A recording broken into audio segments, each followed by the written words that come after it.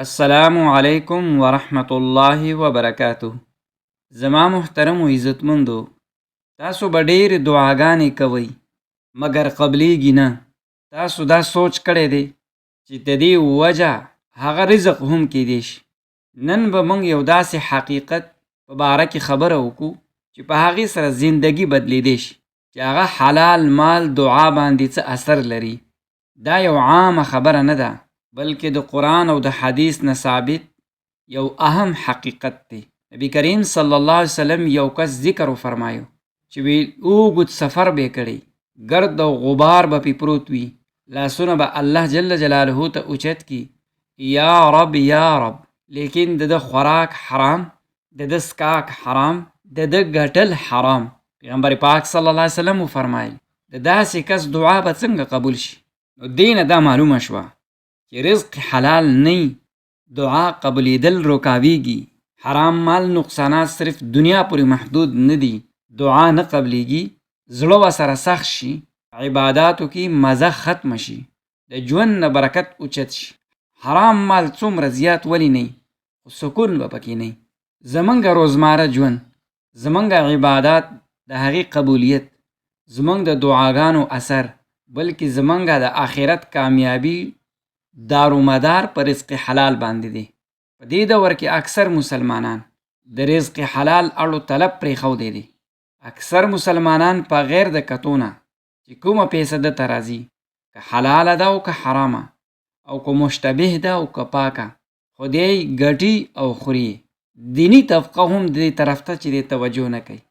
تر څو پورې چې کور ته رزق حلال نه راغلی، د اولاد به په صحیح معنو کې دیندار نشي جوړېدی. الله جل جلاله قرآن کریم کې فرمایي یا ایها الرسول کلوا من الطیبات واعملوا صالحا انی بما تعملون علیم. ای پیغمبرانو، پاکیزه چیزونه خورئ او نیک عمل کوئ، او بېشکه چې تاسو کوم عمل کوئ دا موږ ته ښه معلوم دی. په دې آیات کې الله جل جلاله اول د حلال خوراک حکم وکړو، بیا یې د عمل صالح. د دې نه معلومه شوه چې نیک اعمالو بنیاد هغه حلال غذا ده. که غذا حرامه وي نو عمل صالح نه قبلیږي. په یو حدیث پاک کې راځي، پیغمبر علیه الصلاة والسلام فرمایي من اکل لقمة حراما لم تقبل له صلاة 40 لیلة. چې کوم کس یوه لقمه حرامه وخوړله 40 ورځې د ده مونځ نه قبلیږي. پیغمبر علیه الصلاة والسلام دا هم فرمایلی دي چې الله پاک دی او پاک چیزونه خوښوي. حضرت سعد بن ابي وقاص رضی الله تعالی عنہ پیغمبر علیه الصلاة والسلام ته عرض وکړو چې یا رسول الله دعا وکړئ چې زه مستجاب الدعوات جوړ شم. پیغمبر علیه الصلاة والسلام ورته وفرمایل ای سعد، خپله غذا خوراک پاک کا، ته به مستجاب الدعوات جوړ شي. حرام خو لري خبره ده، خو مشتبه چیزونه هم پرېږده. سعد رضی الله تعالی عنہ فرمایي چې ما تمام مشتبه چیزونه پرېښودل، بیا د حالات داسې شو چې لاس پې اوچته و دعا به قبلیده. صحابو ته به څه مشکل پیښ شو، ای سعد زمونږ دپاره دعا وکړه، دا دی د حلال رزق برکت. محترمو غور وکئ چې په کوم کور کې زنانه خوراک پخوي او په اوداسه کې وي او مونځ ګزاره ذکر کوي، دغه خوراک کې روحانیت راځي.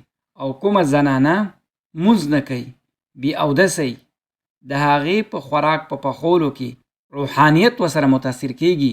اوس په خپله سوچ وکئ چې بهر په هوټلو کې خوراک دا به حلال وي که حرام، د دې هېڅ پته نه لګي. دې نه ځان بچ کول ضروري دي. الله جل جلاله خپلو پیغمبرانو ته وفرمایل کلوا من الطیبات واعملوا صالحا.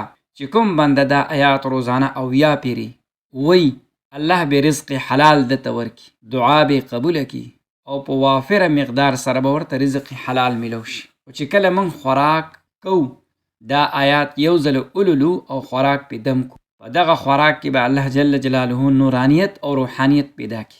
الله جل جلاله دې موږ له رزق حلال توفیق را نصیب کی. د حرام او د مشتبه چیزونو نه دې الله جل جلاله د بچ کېدلو همت راکړي. الله جل جلاله دې زموږ دعاګانې قبول کړي. زموږ په کورونو کې دې الله جل جلاله برکت واچوي، او زموږ په اولادونه دې الله جل جلاله دینداره وګرځوي.